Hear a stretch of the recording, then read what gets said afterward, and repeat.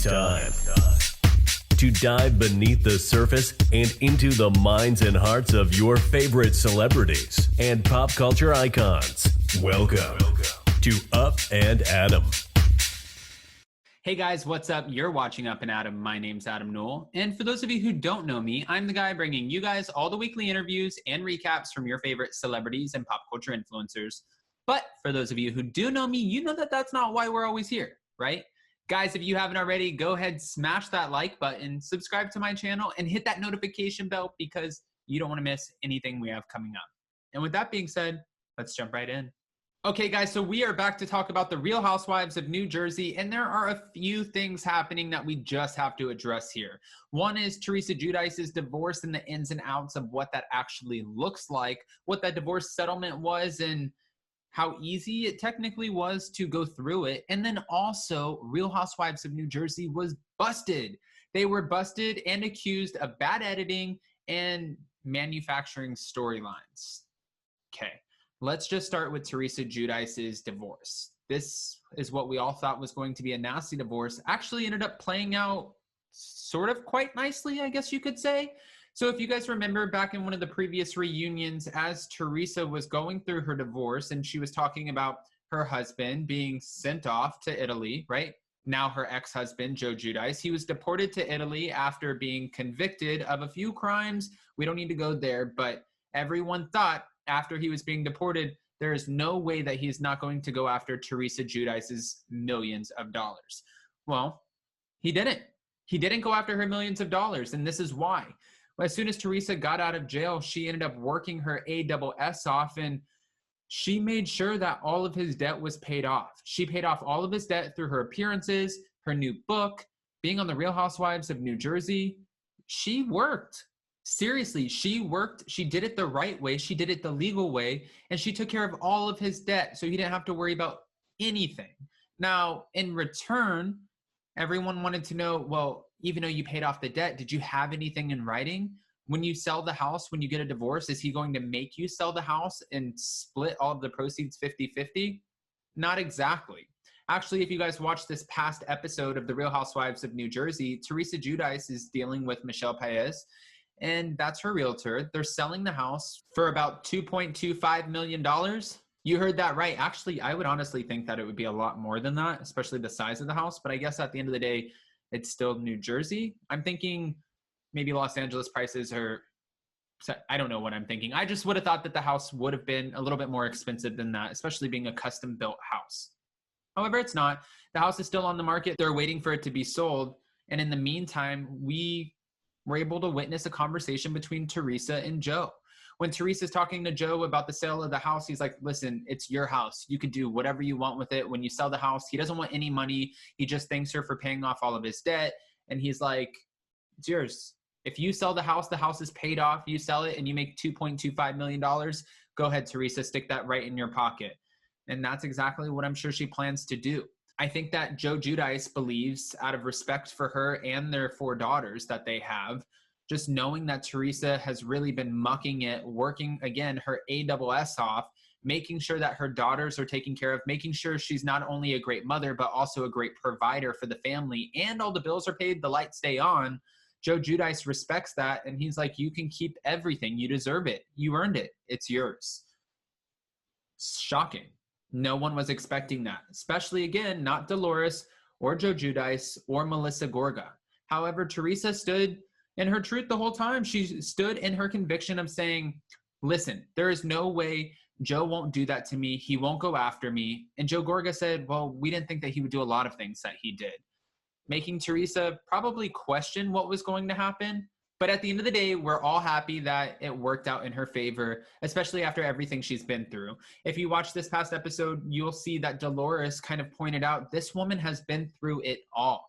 Not only did she lose her mom while she was in prison, her dad unfortunately just passed away during COVID.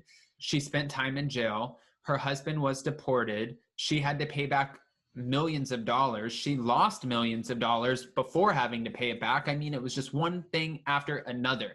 But now it seems like things are finally starting to take a turn for the better for Teresa Giudice, especially because she met her new man, who she talked about last night on Watch What Happens Live, Louis, but they like to call him Louis Ruelas.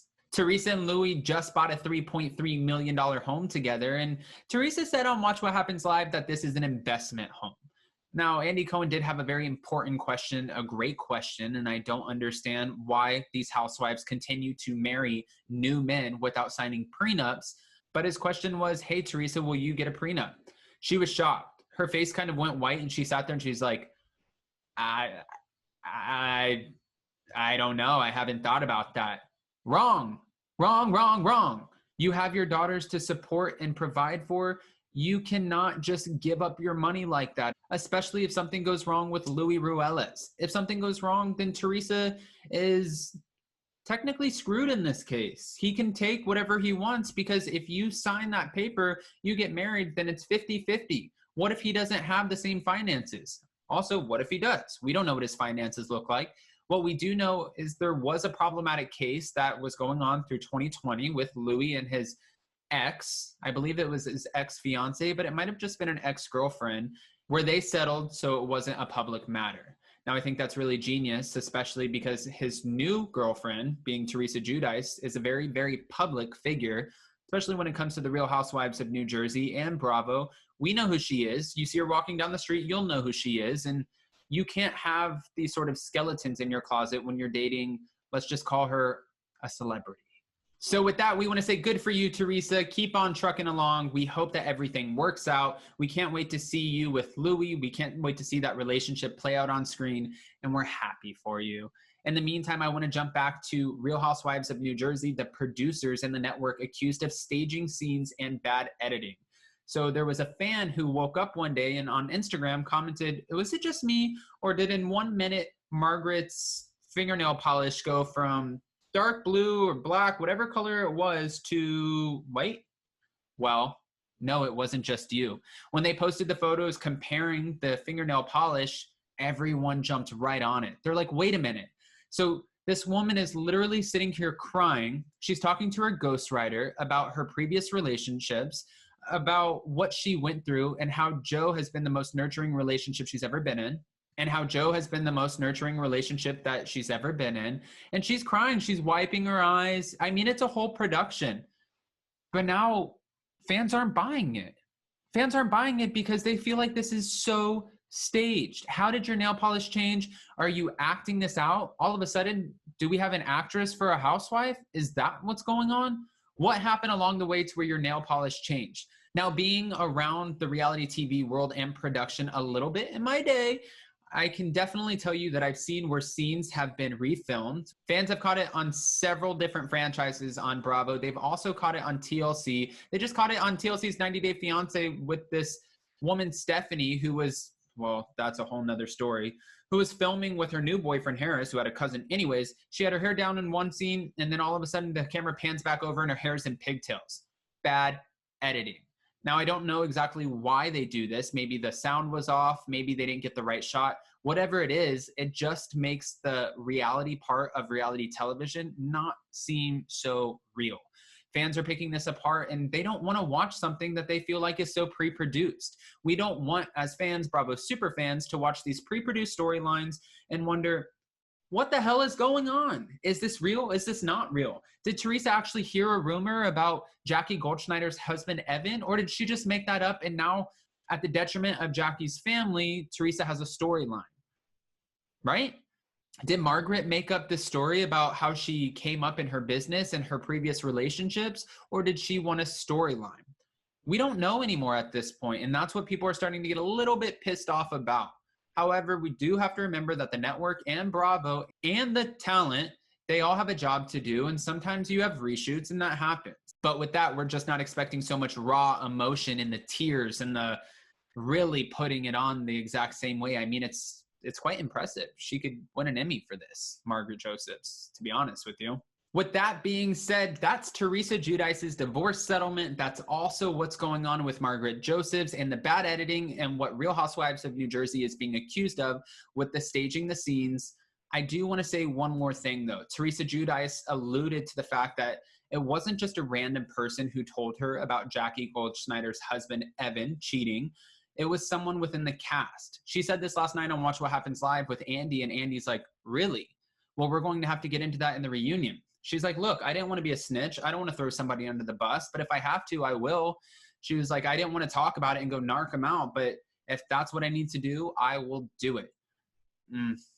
I feel bad for whoever that is. Now, fans are already speculating, and they're saying it has to be Margaret Josephs because her husband, Joe, said at Boys Night that he also heard the rumor. And this past episode, last night's episode, she got really heated as soon as Teresa called it out. She got mad because she started sticking up for Jackie, and then all of a sudden Teresa said, well, your husband said it too, and then boom goes the dynamite. Margaret's screaming across the table. She says that Teresa looks like the exorcist, like she's going after every single person. She tells Jennifer Aiden to shut up numerous times. I mean, it was explosive.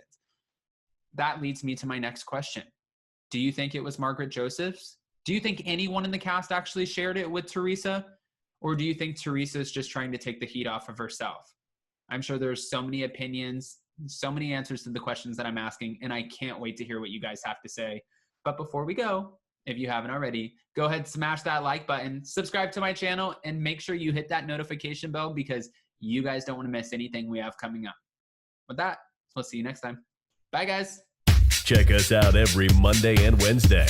Thanks for watching Up and Adam.